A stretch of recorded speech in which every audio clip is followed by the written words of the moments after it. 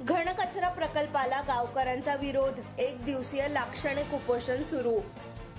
ठाणे महानगरपालिका हद्दीत डायघर परिसरात उद्यानासाठी आरक्षित भूखंडावर घनकचरा प्रकल्प सुरू आहे। या प्रकल्पाला स्थानिकांचा विरोध आहे। वारंवार आंदोलन करून देखील प्रकल्पाचे काम सुरूच आहे। त्यामुळे स्थानिक नागरिक आणि सर्वपक्षीय नेत्यांनी आंदोलन केले असून एक दिवसीय लाक्षणिक उपोषण सुरू आहे। या प्रकरणी प्रशासन काय भूमिका घेते हे पाहणे महत्त्वाचे ठरेल।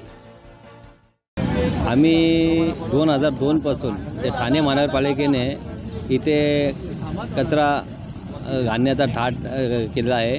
त्याच्या विरोधात 2002 पासून आम्ही संविधानिक मार्गाने आम्ही लढा देत आहे आणि आता जे बरेच वर्षापासून आमचा लढा चालू आहे। या आंदोलनाला आम्हाला आमचे पालकमंत्री गणेशजी नाईक साहेब, रमेशदादा पाटील आणि वसंत डावकरे साहेब यांनी सर्वांनी आम्हाला मदत केलेली आहे। आम्ही आत्ता जो प्रकल्प जेव्हा 2002ला जागा घेतली महापालिकेने तेव्हाची परिस्थिती नाही, आताची परिस्थितीमध्ये बराच फरक आहे। आता इथे नवीन वसाहती झाली आहेत, नवीन दोन CBC बोर्डचे दोन शाळा झाल्या आहेत, म्हणजे महापालिकेची शाळा आहे, बाजूला तलाव आहे।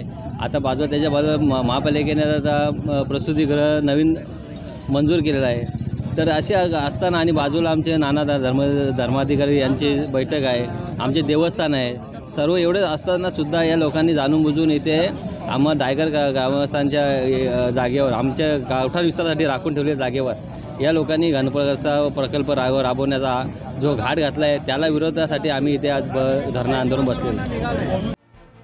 Bureau report, Maharashtra crime spot news, Dombivli.